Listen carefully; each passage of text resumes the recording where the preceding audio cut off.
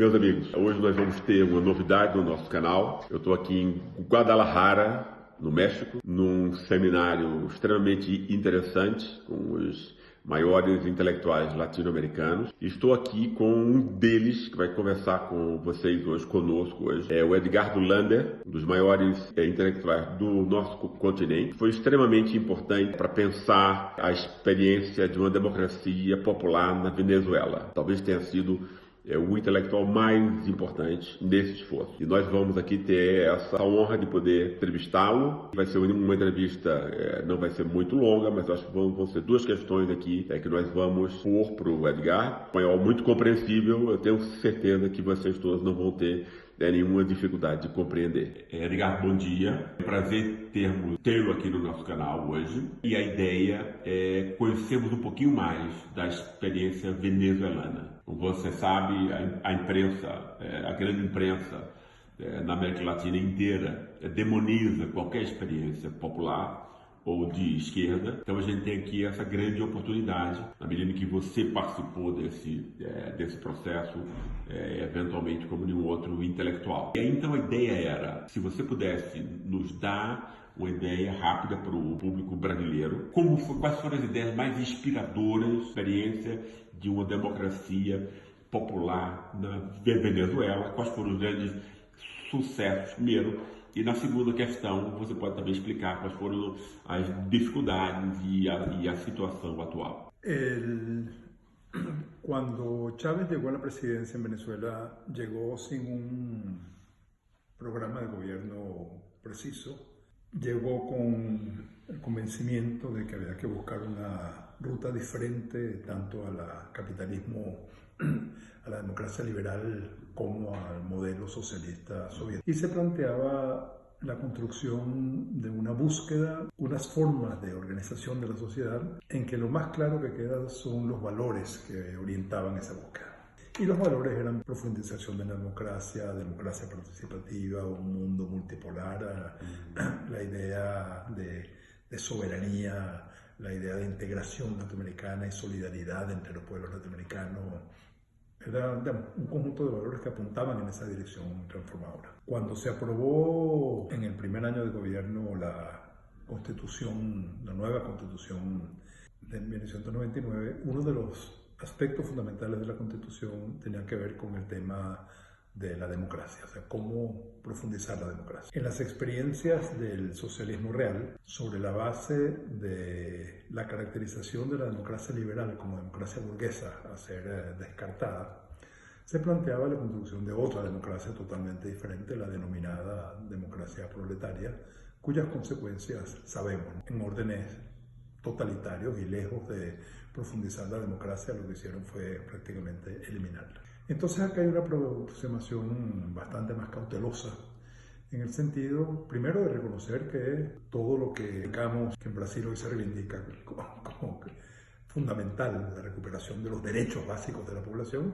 son conquistas históricas, no son dádivas de la burguesía ni del capitalismo, conquistas históricas de la lucha de los pueblos, y que ningún proyecto transformador puede empujarlas al lado. Son los proyectos de la derecha y los proyectos autoritarios de la derecha los que empujan a esas conquistas históricas de la democracia liberal. Entonces, la profundización de la democracia estuvo planteada en esta apuesta, digamos, no como sustitución de la democracia representativa por otras modalidades de democracia, sino pensar cómo es posible que la democracia se profundice complementando una democracia que hay que valorar, pero que tiene limitaciones, por otras modalidades de democracia, que no la sustituyen. Entonces aquí se plantea formas de democracia participativa y protagónica, se definía en el texto constitucional democracia refrendaria, el conjunto de otras formas que era inclusive no solo democracia en el terreno político, sino democracia también en el terreno social. O sea, está concebida el modelo económico como un modelo económico dentro de los márgenes del capitalismo, pero se plantea un sector de la economía privada, un sector de la economía estatal, un sector social de la economía, y ese sector social de la economía era un ámbito de ejercicio de la democracia a través de la construcción de modalidades de producción social, cooperativas, etcétera, que avanzaba en la dirección de construcción de una democracia en el terreno también económico. Que você poderia esclarecer pouco agora como quais foram as principais vitórias, assim, em termos do que, na parte, concretamente, como foi que você viu o processo do chavismo e ajudando lutas populares, melhorando a vida da população, como isso foi possível? Quais foram os aspectos chaves para isso? É possível afirmar, hemos visto a cierta distancia, que la primera década, digamos, del gobierno de Chávez fue una década en la cual hubo transformaciones muy profundas en el mundo popular venezolano. De una situación de distancia del mundo popular en relación a la política, de un predominio de la antipolítica y de la distancia respecto a los partidos, de una deslegitimación del régimen anterior, se pasa a una politización muy amplia de la población. Se van produciendo procesos organizativos de base ampliamente extendidos. Son procesos organizativos que tienen la virtud de ser diversos, plurales, procesos organizativos en los cuales hay elevados niveles de experimentación social.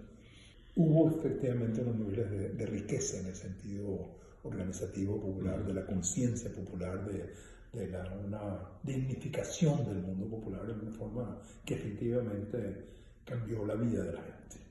Esto estuvo complementado con el hecho de que, fundamentalmente gracias a los precios del petróleo que empezaron a elevarse sustantivamente, hubo una capacidad muy grande de una reorientación del gasto público, de transferencia hacia los sectores dominantes de la sociedad, hacia abordar los problemas de los sectores populares, los sectores excluidos. Entonces hubo una transformación del gasto social, un gasto social dirigido hacia temas de alimentación, temas de acceso a la educación, temas de salud, de la seguridad social, etc. Y hubo entonces, desde el punto de vista social, en estos años, una transformación también importante de reducción de la desigualdad, de reducción de la pobreza medida en términos de ingreso y efectivamente una direccionalidad hacia el mejoramiento más o menos sistemático de las condiciones de vida de la población, con las precariedades que tiene el hecho de que esto tenía como piso unos precios de petróleo elevados e não estava garantizado no tempo a sustentabilidade dessa política. Quais são, no que você vê que foram as principais dificuldades do regime? O que você pensa do que vai acontecer a partir de agora? Desde el principio, en el proceso bolivariano, como en todo proceso, inevitablemente hay contradicciones y tensiones. Tensiones que tienen que ver con el hecho de que no se planteó un modelo productivo alternativo, que lo que se hizo fue profundizar la producción petrolera, el rentismo, la dependencia, y eso es un límite a la democracia. Claro. O sea, cuando uno tiene un Estado que termina por concentrar Por que não foi possível conseguir montar indústrias, já que, com tanto dinheiro do petróleo e tudo, por que não foi possível montar uma matriz produtiva, como a gente diz, distinta? En Venezuela ha habido durante mucho tiempo una especie de consenso nacional de que Venezuela es un país petrolero. Sí. Es una especie de... Cuando, como ejemplo te doy que en el último programa electoral de Chávez en el año 2012 ofreció que iba a elevar la producción petrolera de 3 millones de barriles a 6 millones de barriles en el siguiente periodo constitucional. La posición de un candidato único, el candidato único presentó su programa de gobierno y este programa de gobierno era en cada punto totalmente diferente al programa de Chávez. Con una excepción, ofrecieron elevar la producción petrolera a 6 millones, la misma cifra. Entonces, yo creo que tiene que ver con muchas cosas. Tiene que ver con el hecho de que se constatara que en la faja petrolera del Orinoco existían las reservas petroleras más grandes, las reservas de hidrocarburos más grandes del mundo, más que Arabia Saudita, más que las arenas bituminosas del Canadá, etc. Llegó al convencimiento de que, bueno, de que aquí había una riqueza infinita. No, en ese momento el tema ambiental y los límites del planeta obviamente se conocían internacionalmente, y los grupos ambientales venezolanos lo conocían, etc. Pero no era parte del debate político en el país. y eso no fue un elemento que de modo alguno se tomó en cuenta. Y por otra parte, los precios petroleros empezaron a subir y a subir y a subir, inclusive llegaron en un momento a $140 por barril. Entonces había la impresión de que, bueno, de que había la posibilidad de gastar y gastar y gastar. Y uno de los problemas fundamentales de todo este proceso de 20 años ha sido que su característica desde el punto de vista económico ha sido la distribución. Sí. Ni siquiera la redistribución, sino la distribución. Y la distribución sin ampliar la base material de la producción. Entonces, eso hace que no exista la posibilidad de una continuidad, porque eso depende de... Si uno tiene un gasto social incrementado que genera nuevas demandas, implica más gasto social, etc., a menos que los precios del petróleo suban y suban y suban, y la producción petrolera suba y suba y suba, eso se hace insostenible. Entonces ahí, por razones inclusive políticas de corto plazo, digamos, de elecciones y referéndum y toda la búsqueda de la preservación del apoyo de la población, siempre se priorizó en muy corto plazo. Entonces en el corto plazo era mejor gastar que desviar parte del gasto social hacia inversões que tendrían resultado um pouco mais a largo prazo. Exato, ficou muito bem compreendido, eu acho, esse aspecto da dependência petroleira e da forma e o curto prazismo que isso implicou e tal, um país que estava ganhando cada vez mais dinheiro, porque você investia em outras coisas. E a partir de que ponto, quer dizer, começou a ter esses efeitos desastrosos que estão acontecendo agora? Você havia me falado antes que tem uma mudança agora, com a possibilidade de um diálogo. Como é que você vê agora o caminho da Venezuela depois do agravamento da situação política e social lá? Llegando entonces al presente, digamos, a la coyuntura actual de las cosas que han pasado en el año 2019. Primero hay unos antecedentes inmediatos, que es el hecho de que un ciclo importante del proceso venezolano concluye con el colapso de los precios del petróleo y la muerte de Chávez y la elección de Maduro como presidente con una diferencia muy pequeña en relación a la oposición, y el comienzo de un sistemático deterioro de la economía venezolana por un Estado sobreextendido que estatizó demasiadas actividades para su capacidad de gestión, la ausencia de este imaginario de la abundancia hacía que ni siquiera se asumiese, y esto no es propio solo del chavismo, sino de la historia venezolana, de inexistencia de políticas de reinversión, mantenimiento, repuesto. Entonces era así como la gallina de los huevos de oro, de lo cual se extraía. Llegó un momento en que la actividad petrolera comenzó a colapsar por falta también de reinversión. Entonces empieza un proceso sostenido en que se deteriora la economía. Maduro no es comparable, obviamente, con la figura de Chávez en términos de su capacidad de liderazgo carismático, la capacidad de convencer a la población de que estamos pasando por un momento difícil, pero vale la pena porque vamos en tal dirección. Maduro no tiene capacidad de transmitir eso. Entonces se va produciendo simultáneamente una pérdida creciente de legitimidad y un deterioro de las condiciones económicas que hacen que el Estado tenga limitaciones crecientes a la capacidad de continuar con los programas sociales que en años anteriores habían sido, digamos, mejorado las condiciones de vida de la población. Entonces comienza ese deterioro. En el año 2015 el gobierno pierde las elecciones parlamentarias. La mayoría abrumadora en el Parlamento permitiría a la oposición tomar decisiones muy trascendentales, como nombrar la Corte Suprema, Consejo Nacional Electoral, aprobar o rechazar presupuestos. O sea, era un cambio muy profundo. Y el gobierno se encuentra ante una disyuntiva de cómo responder a eso. O sea, cómo aprender a cogobernar con una oposición. Y con la lógica de que se está haciendo la revolución, opta por preservar el poder como de lugar. Entonces ahí empieza una lógica crecientemente, digamos, autoritaria, en el sentido de restricción del ejercicio de la democracia. Entonces esas cosas se van combinando, se va acentuando entonces la pérdida de legitimidad, porque la gente va viendo que se hacen elecciones no cuando dice la Constitución, sino cuando el gobierno quiere, con los partidos que quiere, o sea, en las comisiones, se va restringiendo efectivamente en una forma sistemática. Entonces esas dos cosas van operando paralelamente, o sea, deterioro económico. Y a partir del año 2017, en agosto de 2017, Trump inicia una campaña muy fuerte de cambio de gobierno en relación a Venezuela y empieza a aplicar sanciones económicas. Sanciones económicas dan paso a paso cada vez más fuerte. Entonces una crisis económica que venía, digamos, ya acumulándose durante varios años, en estos años se ha profundizado adicionalmente por unas sanciones económicas muy fuertes de expropiación de bienes del Estado venezolano en los Estados Unidos, bloqueo, no acceso al sistema financiero, etc. Pronto, Edgar, você estava continuando, você estava explicando a deterioração do regime na medida em que problemas econômicos, né, e da perda, inclusive da capacidade de produção do petróleo, se acrescentou junto a ela uma deteriorização da situação política, né?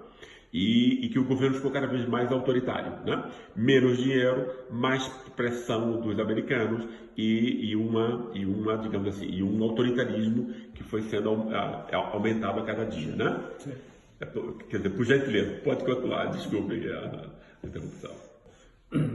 El nuevo presidente de la Asamblea Nacional, Juan Guaidó, con apoyo directo y con mucha coordinación con el gobierno de los Estados Unidos, se autoproclama como presidente y empieza la expectativa de que a muy corto plazo va a salir Maduro del poder. Estados Unidos anuncia que puede haber una invasión militar. Se hacen varios intentos de golpe, de traer ayuda llamada humanitaria a través de la frontera con Colombia. En Cúcuta hay un intento de golpe militar. En Caracas hay una ofensiva que se le ofrece a los sectores que quieren salir de Maduro una salida ya. Y actúan con una extraordinaria torpeza. Las cosas que anuncian que van a hacer no son capaces de hacerlas porque desconocen la realidad de que el gobierno todavía tiene sectores populares que lo apoyan, que es una minoría, pero existen, que los militares...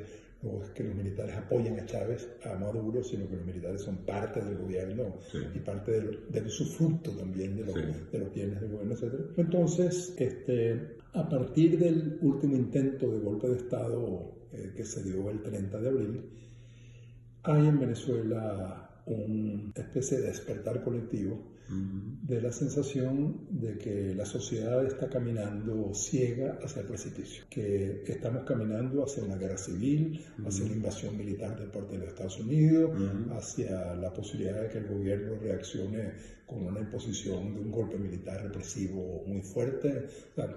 Ninguna de lo que está en el panorama como futuro aparece como una forma no violenta. Entonces comienza primero muy lentamente y después ya con creciente fuerza una especie de mirarse a la cara desde el precipicio y entonces decir, bueno, eso es lo que queremos, o sea, no hay otra opción.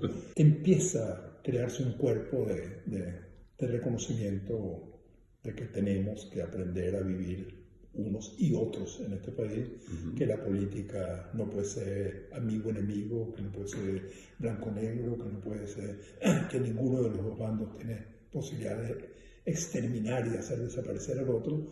Y entonces esto incorpora un nuevo léxico político que estaba prohibido prácticamente, no prohibido oficialmente, sino que era la idea de que quien hablaba de negociación, de acuerdo, de mirarse la cara, de entendimiento, era traidor. O era traidor desde los partidos de la derecha porque le estaba haciendo el juego al dictador, o era traidor desde el punto de vista del gobierno porque le estaba haciendo el juego al imperialismo. Entonces, bueno, se descartaba por completo. Entonces, esas palabras y eso empiezan a tener un cierto reconocimiento, una cierta legitimidad. Empieza a haber reuniones de grupos de la sociedad, grupos universitarios. Empieza analizarse experiencias de negociaciones de otros países, digamos, de Irlanda del Norte, el caso del fin de la apartheid, las negociaciones de la FARC con el gobierno colombiano. Empieza a ser reconocible y la idea de que, bueno, nunca es demasiado tarde para negociar, que lo peor es que nos matemos. Claro. Entonces hay que evitar matarnos. Claro. Entonces, bueno, ¿cómo negociar? Claro. ¿Con quién negociar? ¿Cómo negociar? Bueno, entonces estamos en un proceso difícil. Dentro de esto entra el diálogo de Oslo, promovido por el gobierno noruego, que tiene una amplia experiencia en un mediador, como mediador. Sí, como mediador directamente. Entonces, por supuesto, con muchas dificultades porque sectores extremos de la derecha venezolana quieren descarrilar las negociaciones y sabotearlas. El gobierno de los Estados Unidos ha reiteradas veces dicho es demasiado tarde para negociar, es el momento de la acción, y por eso la amenaza de la intervención militar, pero también hay sectores en el gobierno que se dan cuenta de que una negociación significa ceder poder, y eso no lo quieren hacer. Entonces es una negociación, digamos, débil, precaria, con muchos enemigos, pero que también está respondiendo a una exigencia creciente de la sociedad. Entonces estamos, en ese sentido, yo por primera vez tengo cierto optimismo porque sale una pequeña luz, todavía pequeña, pero una luz al final del túnel.